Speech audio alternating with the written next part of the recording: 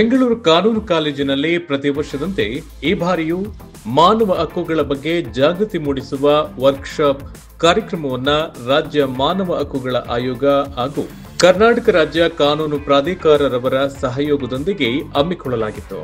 ಕಾರ್ಯಕ್ರಮದಲ್ಲಿ ಬೆಂಗಳೂರು ಕಾನೂನು ಕಾಲೇಜಿನ ನೂರಾರು ಕಾನೂನು ವಿದ್ಯಾರ್ಥಿಗಳು ಹಾಗೂ ಇತರ ಕಾನೂನು ಕಾಲೇಜುಗಳ ಶಿಕ್ಷಕರು ಹಾಗೂ ವಿದ್ಯಾರ್ಥಿಗಳು ಪಾಲ್ಗೊಂಡಿದ್ದರು.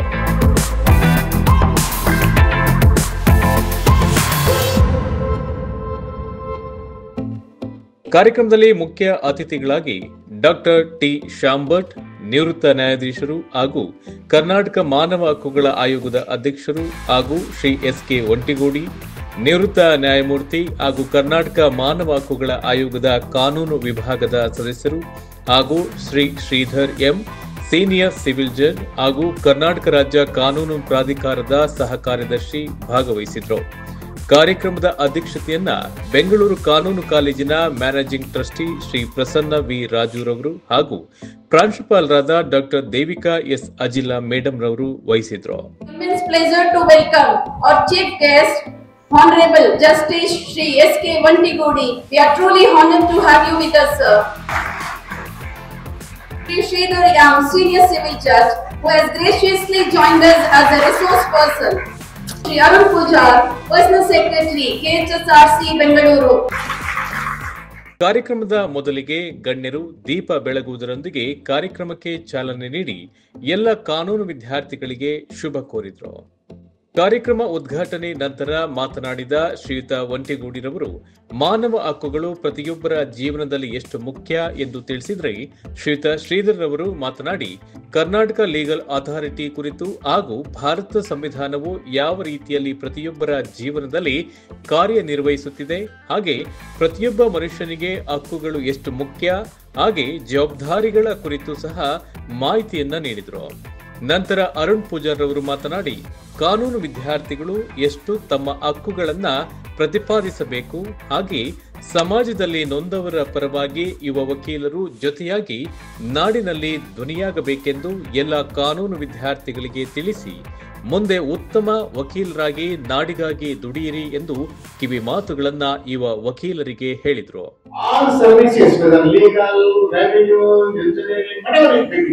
These are all the service under the spectrum of a community service under the real three dimensions of education.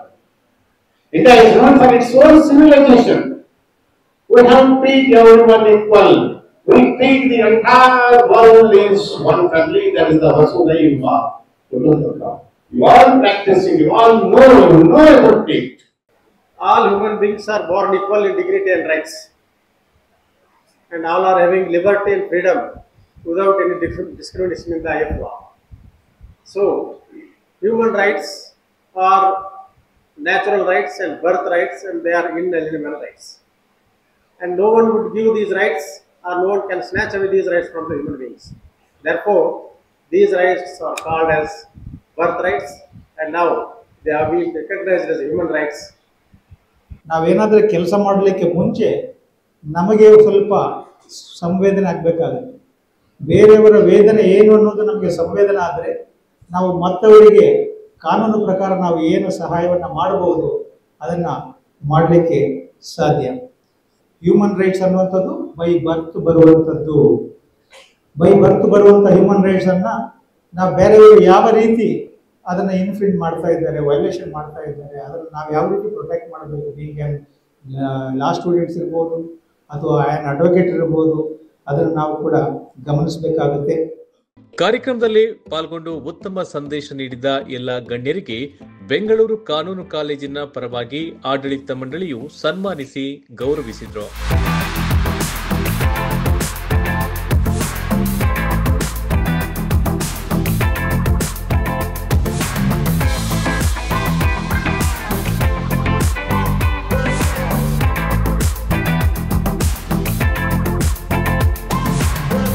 ಕೊನೆಯಲ್ಲಿ ಕಾರ್ಯಕ್ರಮದ ಅಧ್ಯಕ್ಷತೆ ವಹಿಸಿದ್ದ ಬೆಂಗಳೂರು ಕಾನೂನು ಕಾಲೇಜಿನ ಮ್ಯಾನೇಜಿಂಗ್ ಟ್ರಸ್ಟಿಗಳಾದ ಶ್ರೀಯುತ ಪ್ರಸನ್ನ ವಿ ರಾಜುರವರು ಅತಿಥಿ ಗಣ್ಯರಿಗೆ ಧನ್ಯವಾದಗಳನ್ನು ತಿಳಿಸಿದ್ರು.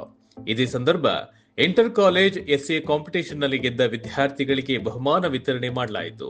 ಇದರೊಂದಿಗೆ ಕಾರ್ಯಕ್ರಮದಲ್ಲಿ ಪಾಲ್ಗೊಂಡ ಇತರ ಕಾನೂನು ಕಾಲೇಜಿನ ವಿದ್ಯಾರ್ಥಿಗಳು ಹಾಗೂ ಶಿಕ್ಷಕರಿಗೂ ಸಹ ಸರ್ಟಿಫಿಕೇಟ್ಗಳನ್ನು ನೀಡಿ ಅಭಿನಂದಿಸಲಾಯಿತು.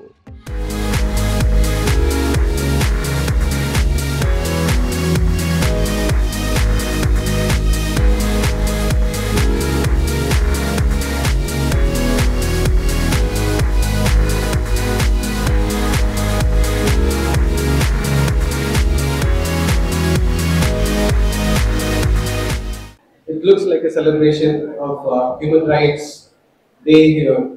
Vantikada sir was my very senior judge when I was working in Lokayukta. We call him as our advisor. We were working in Santosh Hegde sir. Our team alli Santosh Hegde sir ella dashte were very strong ಪ್ರಾಮಾಣಿಕತೆಯಿಂದ ಅವರನ್ನು ತಗೊಂಡು ಆ team ಅನ್ನು ರಚನೆ ಮಾಡಿದ್ರು. So ಆ time ಅನ್ನು ನಾವು ಗೋಲ್ಡನ್ ಏಜ್ ಅಂತ ಹೇಳ್ಬೋದು ಲೋಕಾಯುಕ್ತದಲ್ಲಿ. ಸೊ ಆ ಟೈಮಲ್ಲಿ ಸರ್ ನಮಗೆ adviser, because we are from the police wing, sir was in the judicial wing. ನಾವು ಏನೇನು ಕೇಸ್ ಮಾಡ್ತಾ ಇದ್ವಿ ಆ ಅಧಿಕಾರಿ ವಿರುದ್ಧ ಅವರು ಟ್ರೈ ಮಾಡ್ತಾ ಇದ್ರು ಡಿಪಾರ್ಟ್ಮೆಂಟ್ ಎನ್ಕ್ವೈರಿ ತರ. ಸೊ ಸರ್ ಮುಂದೆ ಬರ್ಬೇಕಾದ್ರೆ ಎಲ್ಲ ಹೆದರೋರು.